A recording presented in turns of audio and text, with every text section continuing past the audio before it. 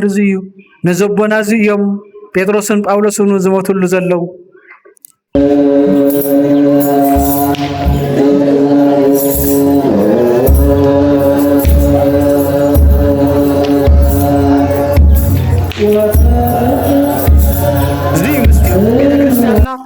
ሕድ ግበሩ ወይላት ነግረና ነገር ሃይማኖታዊ ባህላ ስርዓታ ኩሉ ነገራ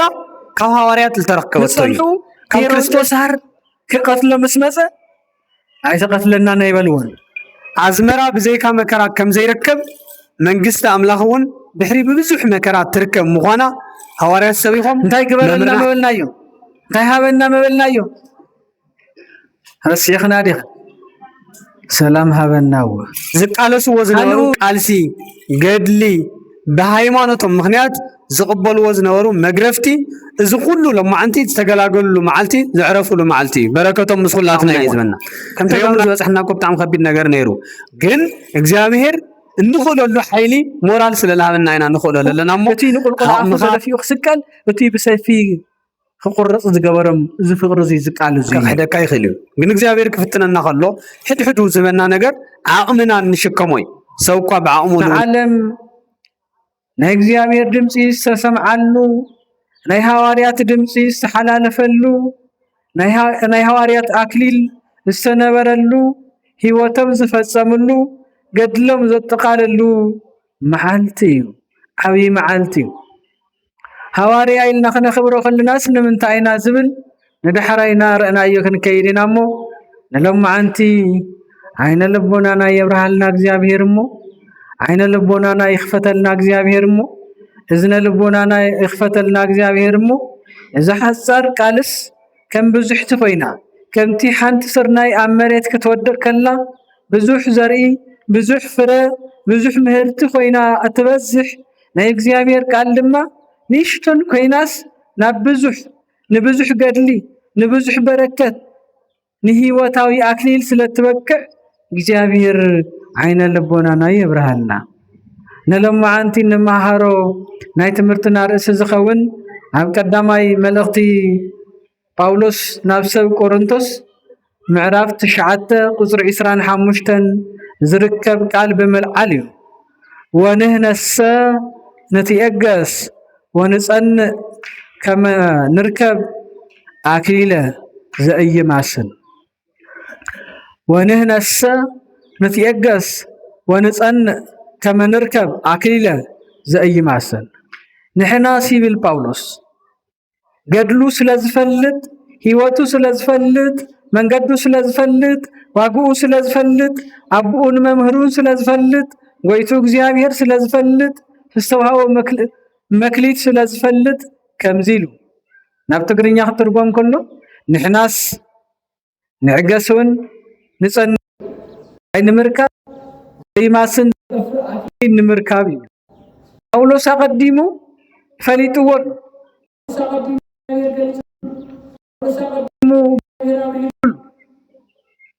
ጳውሎስ አቀዲሙ እግዚአብሔር ለቀድሚት ጳውሎስ ታይ ከም ዝረክብ ጴጥሮስ እንታይ ከም ዝረክብ ቅዱሳን እንታይ ከም ዝረክቡ ገሊጹሎም ለቅዱስ መንፈሱ ለይኹ ከምቲ ሐዋርያ ቅዱስ ጳውሎስ ከምቲ ሐዋርያ ቅዱስ ጴጥሮስ ጎይታና መድኃኒትና ኢየሱስ ክርስቶስ ቅዱስ መንፈስ ምስለ አኸለሙስ ልሳናት ምዝራምስ ጀመሩ እቶም ህዝቢ እቶም ደቀ መዛሙርት ጎይታ ሰኺሮም ዲዮም ተኾይኖም ዝኾነን ዘይኮነን ዛረብ ዘለው እንታዮም ኮይኖም ክብሉ ከለው ጴጥሮስ ብድድ ኢሉ ደው ኢሉ ተያው ዝኾነ ቃል ሓያል ቃል ጽኑዕ ቃል ዝኾነ ቃል ከምዚ በመባል ተዛሪቡ አንተም ናይ ከናናውያን የኖናውያን ካልኡቱን ኣብዚ ተኣኪብኩም ዘለኹም ዓሌት ናይ ዘከባቢ ህዝቢ ንሕና ካልእ መንፈስ ሓዲሩና ይኮነ ቅዱስ መንፈስ ወሪዱልና እዩ ከምቲ ኣብ ትንቢት ኢዩኤል ዝተባሃለ ደቅኹም ብድሕራይ ዘመን ትንቢትን ራእይን ክዛረቡ እዮም ከም ዝተባሃለ ንሱ ዝፍጸም ዘሎ ሰኺርና ይኮናን መስተ ይሰተናን ናይ እግዚአብሔር ቅዱስ መንፈስ እዩ አባና ሓዲሩ ክብለን ከሎ በዚ ቃል እዚ 3000 ዝኣኸሉ በሓንቲ ግዜ ኣሚኖ ንምንታይ ዲ ቅዱስ መንፈስ ስለዝወረደ እቲ ቅዱስ መንፈስ ድማ ኩሎም ህዝቢ ናብ እዝነ ልቦኖም ስለዝሓደረ ናይ ጎይታ ቃል ህያው ምዃኑ ተረድዮም ፈጣሪ ሰማያትን ምድሪ መን ከም ዝኾነ ተረድዮም ህይወት ዝርከብ በቲ ኣብ መስቀል ዝተሰቕለ ክርስቶስ ከም ዝኾነ ተረድዮም ፍቕሪ ዝርከብ ብኡ ከም ዝኾነ ተረድዮም ሕፍስቲ ህይወት በልዒኻ ህይወት ከም ትረክብ ተረድዮም በዚ ርድኢት እዚ ደቀ መዛሙርት ጎይታ ናይ ጎይታ ደቀ መዛሙርት ሓቀኛታት ምዃኖም ተረድዮም 3000 ህዝቢ ኣሚኖም ስለዚ ከምኡ ይምባር ጳውሎስ ገና ሰባት ንኽእስር ኢየሱስ ክርስቶስ ንኣምን ኢና ንዝብሉ ሰባት ንኽእስር ይኸደሉ ዝነበረሉ ግዜ እግዚአብሔር ብርሃን ካብ ሰማይ ልኢኹ ዝሪኦ ዘሎ ዓይኑ ትኽክል ከም ዘይኮነ ዝኸዶ ዘሎ መንገዲ ትኽክል ከም ዘይኮነ እቲ ዝኸዶ መንገዲ ንዝማስን ንዝጠፍእ ንምድራዊ ዝናን ሓይልን ሃብትን ከም ዝኾነ ተረድዩ ኣይኮነ ንስኻስ ንዋይ ሒሩ ኢኻ ንስኻስ ምርፆ ቕሓ ኢኻ ንስኻስ ንቕድሚትን ንድሕሪትን ትፈልጥ ሓያል ጽኑዕ ሰብ ኢኻ ስለዚ ንኣኻ እንታይ ይገብረለኒ ትዝሪኢሉ ዓይንኻ ቅርፈት ንሱ ገፊፈ ተኣካላትካ እውን ብጥምቀት ኣኽቢረ ሕሩይ ምሩፅ ኣቕሓ ገይረ ንዓኻስ ናብ ዝድለ መንገዲ መሪሐ ፀዊዐ ንስኻ ምርፁ ትኸውን ኢኻ ኢሉ ጎይታ እግዚአብሔር ካብ ሰማይ ብርሃኑ ምስ ለኣኸሉ እቲ ብትኽክል ዘይርኢ ዝነበረ ዓይኑ ሽፍን ኢሉ ሳውል ሳውል ዝብል ድምፂ ብናይ ቀደም ፀዊዕዎ ኣቤት ጎይታይ እንታይ ክገብር መን ኢኻ ኢሉ ተሳድደኒ ዘለኻ እየ መን ኢኻ ናይ ናዝሬቱ ኢየሱስ ክርስቶስ እየ ስለዚ ቢዳ ኣሳዲደካ ጎይታይ ክብሎ ከሎ ነቶም ብኣይ ዝኣመኑ ተሳድዶም ከለኻ ንዓይ ኣሳዲድካኒ ማለት እዩ ነቶም ንኣይ ዝኣመኑ ትሰጎም ከለኻ ንዓይ ሰጊድኳኒ ማለት እዩ እሞ እንታይ ይገብር ክብሎ ከሎ ክድ ናብ ሃናንያ ተጠመቕ ብኣይ ምሉእ ብምሉእ እመን ኣክሊል ህይወት እንዳሕራይ ከበካ እየ ምሩፅ ኣቕሓ ገብረካ እየ ዝብል ቃል ናይ ቅዱስ መንፈስ ኣብ ልቡን ወሕዲሩ ካብ ዓይኑ ዝነበረ ቅርፊት እውን ኣርጊፉ ሰውነቱ እውን ብጥምቀት ክኸብር ገይሩ ክቅደስ ገይሩ ቀዲሱ እግዚአብሔር ናብዚ ሒዙ ንብሎ ዘለና ቃላት ምዝራብ ጀሚሩ ድሕሪ ምርጩ ጳውሎስ ከምዚ ኢሉ ድሕሪ ምርጩ ማለት እዩ ወንህነሰ ዝበለ ሽዑ እዩ ንሕናስ ንጸንዕ ንዕገስ ንጋደል ንወፅእ ንወርድ ንፀውም ንእሰር ንሳደድ ንሰይፉ እውን ንኸውን ኢሉ ንመን እዩ ንዘይበሊ ንዘይማስን ኣክሊል ንምርካብ እዩ ንዘለኣለማዊ ኣክሊል ኣብ ምድሪ ዘሎ ኣክሊል ናይ ምድሪ እዩ ኣብ ሰማይ ዘሎ ኣክሊል ግን ናይ ዘለኣለም ናይ ሰማይ ናይ ህይወት እዩ ስለዚ ንሱ ንምርካብ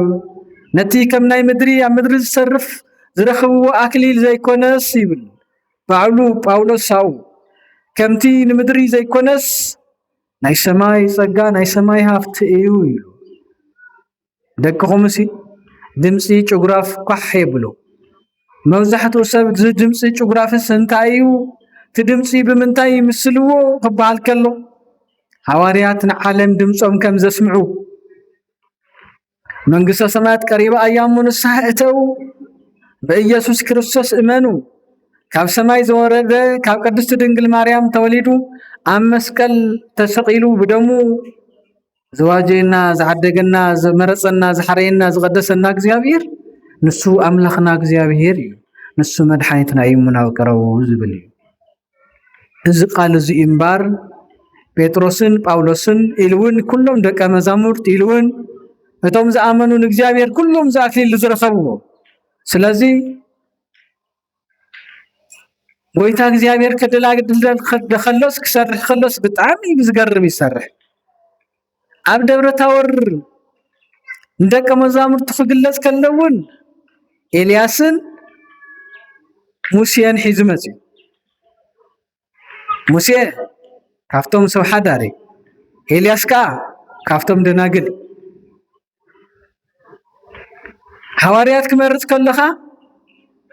ወንጀላውያን ክቕምጥ ከለኻ ማቴዎስን ዮሐንስን ካብ ሐዋርያት ሉቃስን ማርቆስን ካብ ኣርዲት ጎይታ የዳልን ጎይታ በማዕረኢ ዝሪ ጎይታ ይኽልን ጎይታ ንኹሉ ይጸጋዝ ሒዚ ድማ በጴጥሮስን ይጀምር ጴጥሮስ መን ነይሩ ሽሙ من كان نمنتاي كهمو تباهيلو نمنتاي بيتروس تباهيلو بيتروس عبي زبل خوينس بعل حدار زنبره سبي ጎይታ ምስ መረጾ ናብ ወይተ መልሰን ቀድሚ ጎይታ ናብ ባዕሉ ሐዋርያ ገይሩ ምምራጹ ግን ጴጥሮስ በዓል ሓዳር እዩ ጳውሎስ ግን ድንግል እዩ ነይሩ ራይኽሞ ከምቲ ቅድሚት ናመረጸሉ ዝመጸ ኣብ ብሉይውን ኣብ ሓዲስውን ኣብ ደብረ ታቦርን ናመረጸሉ ዝመጸ መንገዱ ጳውሎስ ካብ ደናግል ጴጥሮስ ካብ ሰብ ሓዳር እንታይ እዩ ዝብል ዘሎ ጎይታ ንኹሉ ጸጋ ህብየ ንኹሉ በረከት ይዕድልየ ንኹሉ ኣክሊል ይህብየ ህዚ ጴጥሮስ ኣብ ካልእ ሰማይ ጳውሎስ ኣብ ካልእ ሰማይ ድዮም ነው ኣይኮነን ኩሎም ኣብ ገነት እዮም ዘሎ ኩሎም ኣክሊል ተዋሂብዎም ስለዚ ብኩሉ መንገዲ ኮይንኩም ፈቃደይን መንገደይን እንተ ማሊእኹም ኮይንኩም ሲ ኣነ ኩሉ ጸጋ ኸበኩም እየ ዝብል ጎይታ እግዚአብሔር ንጴጥሮስ بحقي كصوعو خدل خلوس كمزيلو اذا اكليل زي اخسكمو خدل خلوس كمزيلو وديونا بطرس تفتو النديخا ممزن راي ناي اغزابير ممزني كم ناي مدر يكونن زي حبني زي غبرلي زي سرحلي زي بركتلي يكونن وديونا بطرس تفتو النديخا بزول جميرو تفتو الندو بطرس يلو غويتاي انا خمس فتوكا نسخة تفلت إخا أنا خمس خبرك نسخة تفلت إخا بلنبار عند هرنا عيد فتوى نخوين كاسي إذا أنا باقي عيرئيا إذا أنا محس أي سماريا موزع مئتاو زي خيلا باقي علواني نعاتنا السماريا مرحيا كاكدميان كدنبر دحريا يتغد زي سبحة تحرر زي خون كاس زي سبحة تحرر زي خون كاس نزحام ماون تسجين نستسبراون تسجين نستبتناون تأكل نمسخا زفلتخا بتغكلنيا برت عتو عباقي عي تحلو محسيت السماري كتخون يقباكاي ممرتي روحو قريبونا يقويتا سغيلو نعاتو يبنون تفتوان ريخا زبل الحسن يقول سغيلو ناو دبرة تاورا يديمون سغيلو حمس سقوى يزاربو بحري مسح مهاو وديونا بيتروس وديونا سمون وديونا ايلو تفتوى نديخا قويتاي هو نسخات فلت زبل مالا بحرزي ناب حورينت ناب صنعنت نممرات عف فليبسيوس ساريا نادينا قدس دنجل مريم بيت كريستيان صريح مسانص نخلو سب نود سمن يزلو من يبلو وسب لولد قال امهياو من يوم زبلني يفلطن ديم على اليوم نديم نزي ماسن نزي طف اكليل تحاريم ديم بتخكلنيا منقد مخاد مصيم ديم يلو قويتا እግዚአብሔር ገለገለ يوم خاب نبيات حدا يبلوها ገለገለ يوم ኤርሚያስ ይብሉها እሺ ዓለምስ አይፈለጠንን አንተ መሰቸመን ተብሉኒ ንስኻቱም ከመን ይኹም ተብሉኒ ማን ይኹም ተብሉዎ እግዚአብሔር ማን ተብሉዎ ኢየሱስ ክርስቶስ ማን ተብሉዎ ኣብ ሰማይ ኮይኑ ነጸረ አብ ሰማይ ወይረከበ ዘከማች ዝተባሃለ ጎይታ እግዚአብሔር ማን ተብሉዎ ማን ከመናይ ጴጥሮስ ነው ዳህራይ ጴጥሮስ ሲሉ ንስኻ ወድቱ ያው እግዚአብሔር ክርስቶስ ይኸይልዎ ወድቱ ያው እግዚአብሔር ክርስቶስ ይኻ ኦ ጴጥሮስ ወልዮና ይከሰተ ለከ ዘሥጋ ወደም አለ አውየ ዘበሰማያት ከሰተ ለከ አንተ ወዲዮና ጴጥሮስ ናይ ምድሪ ናይ ሥጋ ሐሳብ ዘይኮነ ሐሳብ ዝገልጽልካስ ናይ ሰማዩ ገልጽልካ ናይ ምድሪ ኣብ ምድሪ ዙሪ ናይ ሰማይ ግን ናይ ሰማይ ዙሪ ስለዚህ ንስኻ ፔትራ ኢኻ ከውሒ ኢኻ ፔትራ ማለት በግሪክኛ እዩ በግሪክ ፔትራ ከውሒ ማለት ጴጥሮስ ንስኻ ከውሒ ኢኻ ኣብናትካ ከውሕነት ኣብናትካ ጽኑዕነት ወይ ቃል ተሸካምነት ምእመናን ካህንጾም ስለዚህ ንስኻስ ከውሒ ኢኻ ጴጥሮስ ኢኻ ወዲዮና ንስኻ መንፈስ ቅዱስ ይገልጽልካ ዘሎ ኢሉ ደቂ እግዚአብሔር ኣብ ደብረ ታቦር ዓይኒ ጴጥሮስ ካሊ መዓልቲ ካልእ ነይሩ ዓይኒ ጴጥሮስ ካሊ መዓልቲ ይችኩል ነይሩ ዓይኒ ጴጥሮስ ካሊ መዓልቲ ይሃጽጽ ነይሩ ኣብ ደብረ ታቦር ግን ጎይታ እግዚአብሔር ደመናውን ብርሃንውን ጥዑም ቃልውን ምስማዕ ምስ ጀመረ ጴጥሮስ ሕያው ዝኾነ ጥዑም ቃል ምስማዕ ምስ ጀመረ ጎይታዬ ኣይትኽድ እንዶ ኣብዚ እንዶ መዕረፍ ክንሰርሐልካ ሓደ ንኣኻ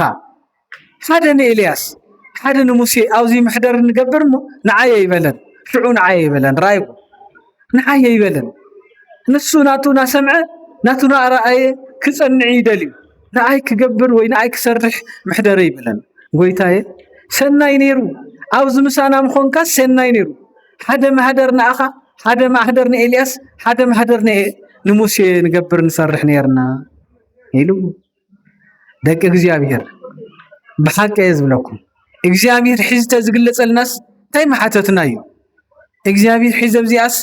በኩል ብነጎድጓድ ድምፅን ብርሃንን ኣብዚኣ በኩል መብላም ቅድመናስ እንታይ ማሓተትና እዩ ኩሉ ግዜ ተሓትዋ ትብልኣ ኣዶይታት ኣላ ኣብ ቦታቱ እንትብልዋ ማለት እዩ እንታይ ግበረልና መበልናዮ እንታይ ሃበና መበልናዮ ረሲኽና ዲኻ ሰላም ሃበናዎ ካልኡ ንሕና ንሰርሕ ትባረኸልና ኢኻ ካልኡ ንሕና ንሰርሕ ትባረኸልና ንስኻ ግን ሰላም ሃበና እወ ሓቅኸን ይኽን ኣይተጋግኸነን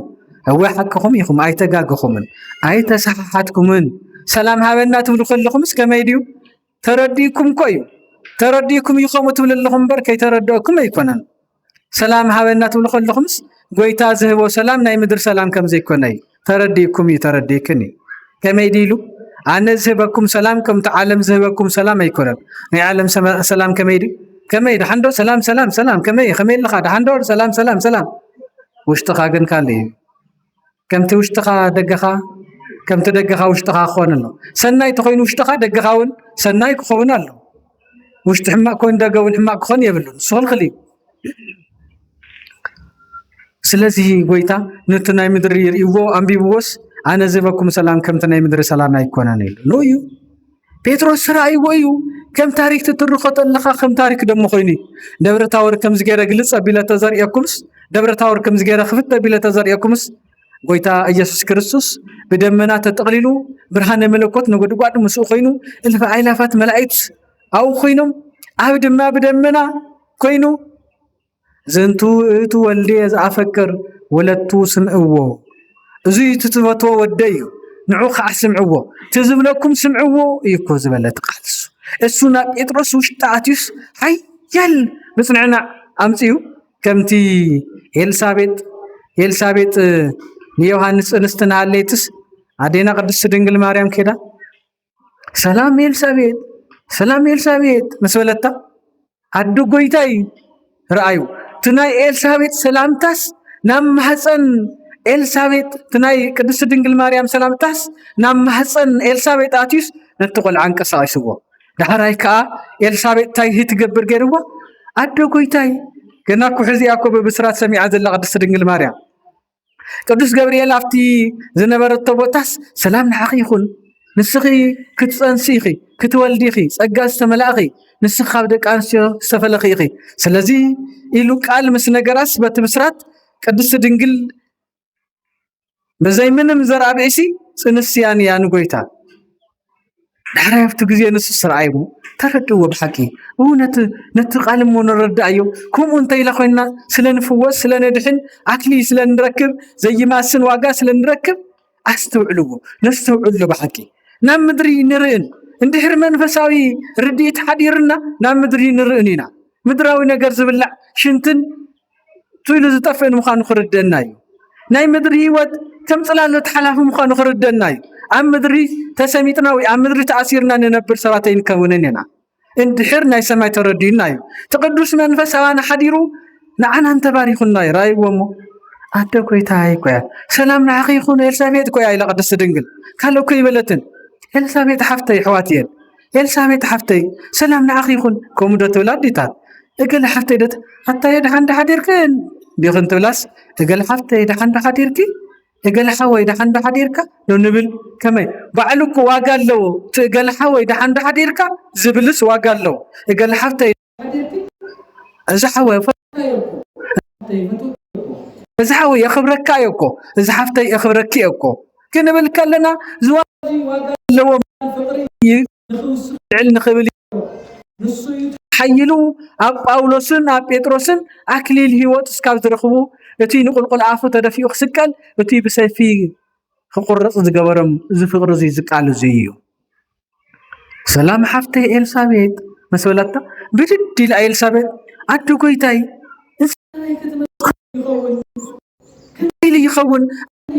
ክመፅ ነይረ ንስኺ ሰላም መስበልክንሲ ቅድስቲ ድንግል ማርያም ንስኺ ሰላም መስበልክንሲ ማርያም ሓፍተይ ንስኺ ሰላም መስበልክኒ ኣብ ማህፀነይ ዘሎ ቆልዓስ ተሰራሲሩ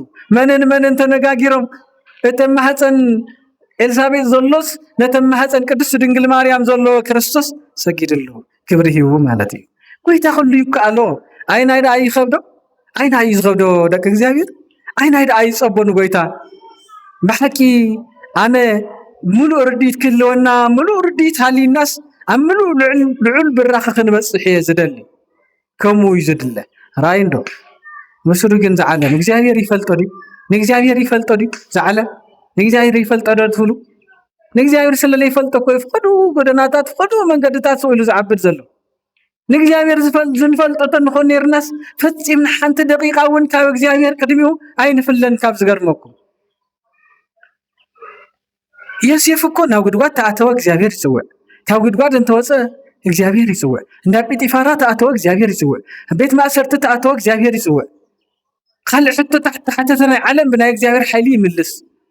ምክንያቱ ኣክሊል ሂወት ከብዎ ዝኽእል እቲ ናይ እግዚአብሔር እምበር እቲ ናይ ምድሪ ስለ ዘይኮነ እዩ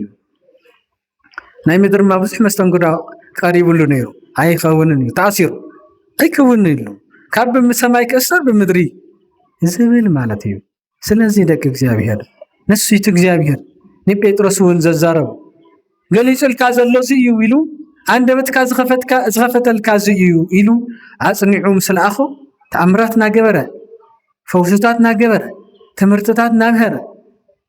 ከም ተብደሩ ታወር እውን ኣብዚ ኩን ምሳና ዝብል ሕቶ እውን ናውፅእ ጥዑማት ቃላት ከምኡ እንዳበለ ጸኒሑ ብዙሕ ትምህርትታት ናምሄረ ኣብቲ መልእክቲ ጴጥሮስ ቀዳማይ ካልኣይ ሳልሳይ እዩ አንብብዎ ጊዜ ንምሕፃር ኩሉ ተንቲንካ ስለ ዘይውዳእ ጎይታ እግዚአብሔር ንጴጥሮስ ዝመኸረሉ ዝፀዋዓሉ ዘምሃረሉ ማለት እዩ ከምኡ ገይሩ ፀዊዑ ተረዲኡ ኣብዚ ደረጃ እዚ ክበፅሕ ነውኮ እዩ ተፈትወነ ዲኻ ምስ በሎ እኮ ንስኻ ትፈልጥ ኢኻ ኢሉ ምስ መለሰሉስ ቅድሚ ህዚ ትፈርሕ ነይርካ ንሞት ቅድሚ ህዚ ንምምስካር ትፈርሕ ነይርካ ሕዚ ግን ምንም ኣይትፈርሕን ፅኑዕ ኢኻ ድሕሪ ሒዚ ብርቱዕ ኢኻ ድሕሪ ሒዚ ሓይለይ ሓዲርካ ይበምሉና ቅዱስ መንፈስ ኣባኻ ኣሎ እዩ ሓይሊ ጥበብ መንፈስ ቅዱስ ኣባኻ ሓዲሩ ስለዚ ንቅድሚት እምበር ንድሕሪት ኣይትከይድን እዩ هو خمت زول دما نقدم ناخده نامهره مسحو باولوس كوينو مسحواتو حواريات كوينو نامهره ناخده باولوس دما 14 ملእክትታት አዳልዩ ነው ሮሜ ቀዳማይ ካላይ ቆሮንቶስ ኤፌሶን ፊልጵስዩስ ገላትያ ቲቶ ፊሊሞና ዕብራውያን ተሰሎንቄ ቆላሲስ ናብዚኣቶም ኩሎም መምሃርን ስነ ምግባርን ዝህብ ጽሑፋት አንቱም ናይ ቆሮንቶስ ሰባት አፍና ናኸቱም ተኸፊት እዩ ካብ መንገዲ ጉጉይ መንገድስ ናብ ጽቡቕ መንገዲ ክትመጹ ካብ ጉጉይ መንገድስ ናብ ጽቡቕ መንገዲ ክትመጹ አፍና ናኸቱም ተኸፊት እዩ ስለዚህ ናብ ካለ መንገዲ ይትخዱ ካብ እግዚአብሔር ወጻኢ ካለ አይተምልኹ አይተተአዘዙ ንዘይፍለጥ መንገዲ ኢልኩም አይትخዱ እንዳበለ እንዳምሃረ ጸኒሑ ምዝገርመኩም ሲ ጳውሎስ ፈልጦ ሰብ ይመስለካ ጳውሎስ ዕጉስ እዩ ነይሩ ትዕግስተኛ እዩ ነይሩ ጳውሎስ ይሐመም ነይሩ ሰብ ይፍውስ ንሱ ግን ይሐመም ነይሩ ሰለስተ ግዜ ንጎይታ ሓቲትዎ እዩ ሕማመ የልዕለለ ኢሉ ጳውሎስ ጎይታ እንታይ ኢልዎ ጳውሎስ ትሕማምካ ክልዓል ከሎ ትሕማም ጥራሕ ኣይኮነን ዝለዓል ኢሉ ትጸጋውን እዩ ዝለዓል ኢሉ ናይ ጸጋ ሕማም ስለ ዝነበረ ማለት እዩ ናይ ትሩፋት ሕማም ስለ ዝነበረ ማለት እዩ ጎይታ እዚ ሕማም ካባይ የልዕሎ ኢሉ ሓቲትዎ ነይሩ كالعلل كاخل لغت صقاون كل عليم سولو اي كم انت خوينما ويتاي قدفوي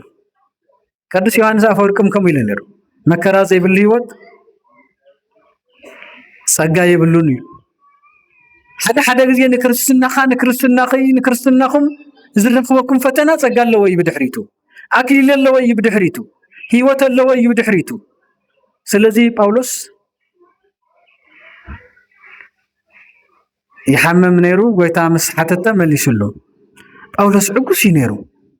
كاب زغرمكمس او قرنتوس تتريو باولوس زرخو مكراس يغرمكم نسودي تشاكيموتو حدا غديلونا ولس امان بامان ايهودي قطقطو نيرو بامان يغرفو غديلو قصر تغاغينا ناودي قطقطو نيرو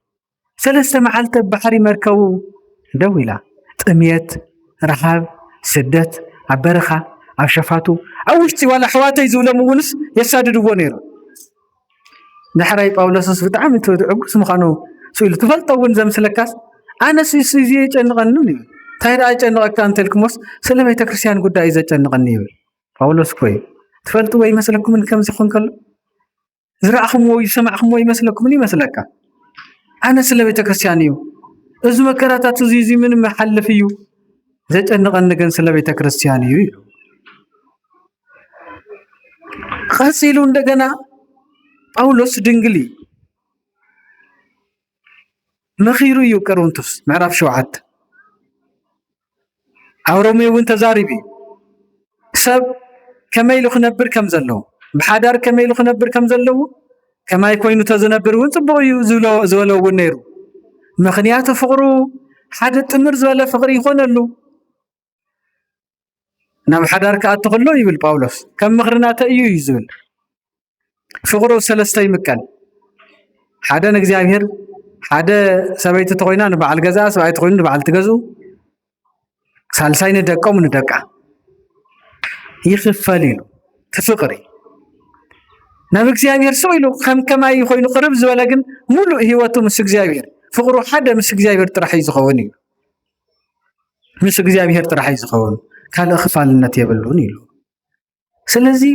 باولوس كم زيلونا نجرنا مهرة يخيد نيرو نسو طرح يكون انت امراتون يقبر نيرو يسرح بزح عفتو مصحفون خنا نوويو بزح حد سلا يسرح زنبره باولوس علت موتو ينافق نيرو تايلو دي ينافق نيرو غويتاي انسنا باخا خمص يدل الله يلو كتموتي خاتوايل سب مريت صبيبو ጨኒقو يوعل باولوس ግን انسنا باخا خمص يدل الله يلو هيوتاو ስለዘላ አክሊል ህይወታው ስለዘሎ አክሊል መድኃኒት ምሱ ስለዘሎ ናይ ዘላለም ክብር ምሱ ስለዘሎ በረከት ምሱ ስለዘሎ አነስ ናባኻ አኽመጽ ይደልለ ኾይሉ እሱ ጥራሕም አይኮነን እለተ ሞቱ ውን ይፈልጥ ይነሩ ስለዚህ ነዘም ክልተ ሕሩያትን ምሩጻትን ደቀ መዛሙርት ሐዋርያት እዚኦም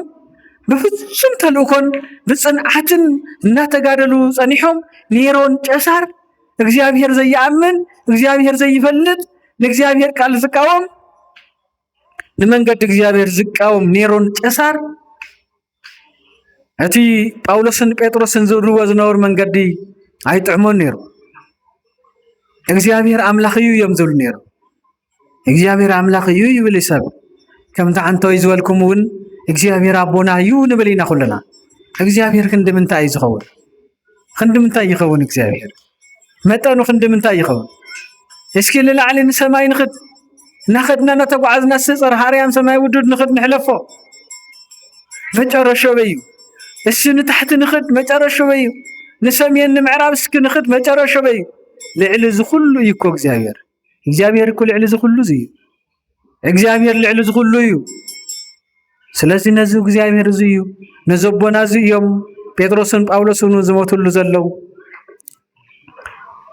ከምዚሎም ናመስከሩ ናምሃሩ ናነገሩ ተአምራትና ፈወሱና ድሓኑ ምጸንሑ ኔሮን ጨሳር ከቀትሎ መስመጸ አይተቀትለና ነው ይበልውን ጴጥሮስን ታይሉ እግዚአብሔር ይኸረልና ከፈሉ ጴጥሮስ ክሰቅሎ መስመጸ ከም ጎይታይ ቀንዓቢል ካይኮን ካንት ሰቅለኒ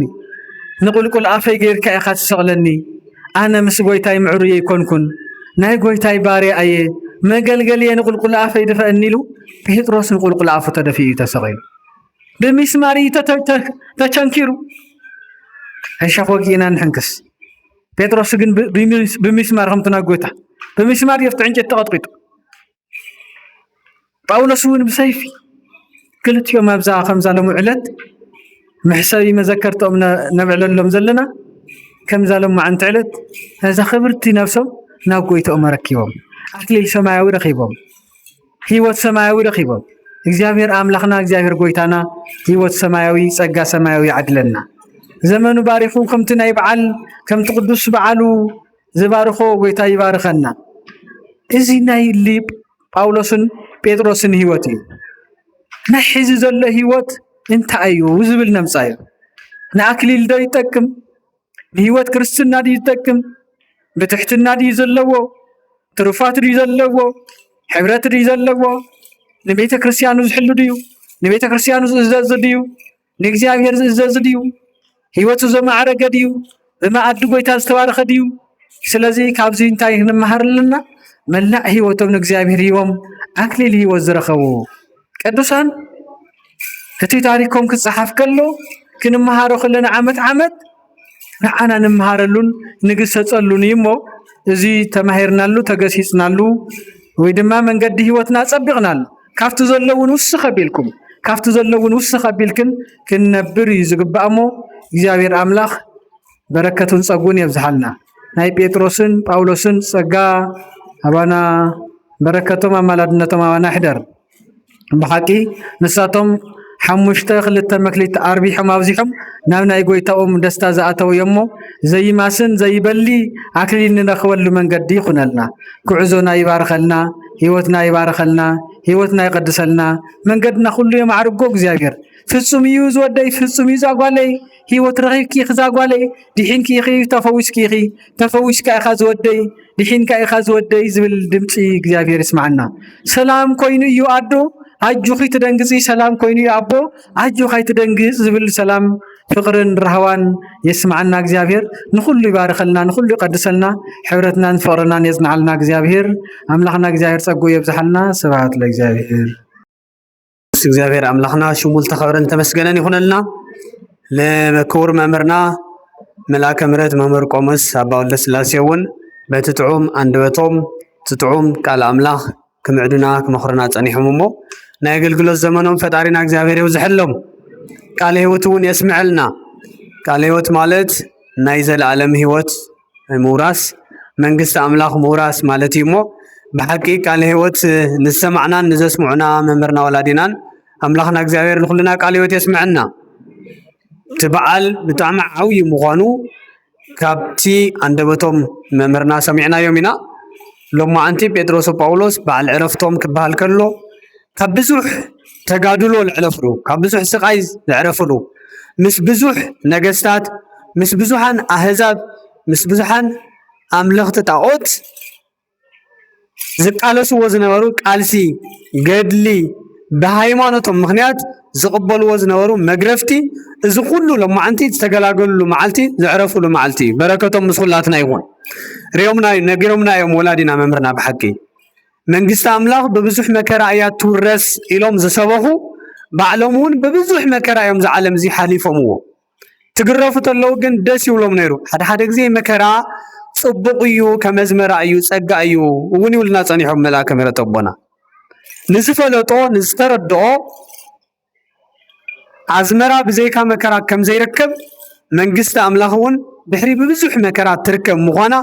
ሐዋርያት ሰቢኾም መምህርና ሕዚ ወላዲና መልአከ ምሕረት ንሱ ይነግሩና ጸኒሖም እሞ ብሓቂ ንኽእሎ መከራ አምላኽና እግዚአብሔር ይሃበና መከራ ለዓቕሚ ተኾይኑ ዘይትኽእሎ ተኾይኑ ካብ ሃይማኖትካ ከናውፀካ ይኽእል ለአምላኽካ እውን ከኽሕደካ ይኽእል እዩ ግን እግዚአብሔር ክፍትነና ከሎ ሕድሕዱ ዝበና ነገር ዓቕምና ንሽከሞ እዩ ሰብ እኳ ብዓቕሙ ዝውላዱ ናይ ዓቕሙ እምበር ዘይዓቕሙ ዘየሸክሞ ተኾይኑ እግዚአብሔር እውን ተዓቕምና እዩ ዝበና ከም ተጋሩ ዝበፅሕና እኮ ብጣዕሚ ከቢድ ነገር ነይሩ ግን እግዚአብሔር እንኽእለሉ ሓይሊ ሞራል ስለዝሃበና ኢና ንኽእሎ ዘለና እሞ ዓቕምኻ ዘሸክም ጎይታ እዩ ለለና ከዚ እውን አምላኽና ሽሙል ተኸብረን ተመስገነን ይኹነልና ልቢልኩም አስተውዒልኩም ላዶ እዛ ጭጉራፍ እዚ እዩ መጨረሻ መሰረታዊት ምስቲ ንገብሮ ባህልና ሓንቲ ለስታወስና ነገር ነይራ لبيلكم كتحسوا منتي دقي ما زخركم جغرافسي زوم دقنا زنتغوز زنغد وزسمعو زلو تاي مستيري لمنا نهواريات سبكت ካብ ጫፍ ዓለም ናብ ጫፍ ዓለም ከምስተሰበኸ ከምስተሰምዐ ንምግላጽ እዩ እዮም ኢሎምና እኒሆም ደሆም የለሁም ናይ ሐዋርያት ስብከት ካብ ምንታይ ናብ ምንታይ በፂሑ ድምፆም ካብ ጫፍ ዓለም እስካብ ጫፍ ዓለም በፂሑ ማለት ያዛ ጭጉራፍና እንትጓለልና እዮም ኢሎምና እዚ ምስጢሩ ቤተ ክርስቲያንና ሕድ ግበርዎ ኢላ ትነግረና ነገር ሃይማኖታዊ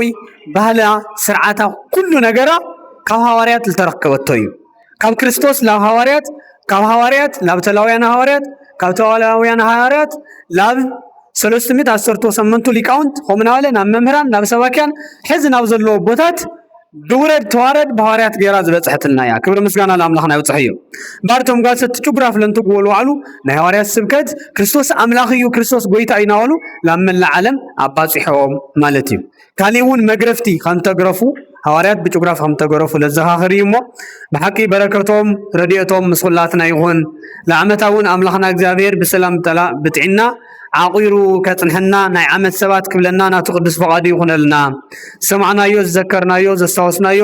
ኣብ መምህርና ሓዲሩ እግዚአብሔር ዘምህረና ሁሉ ኣብ ሰሌዳ ልብና እግዚአብሔር ከጽሕፈልና 130 ፍረ ክነፍሪ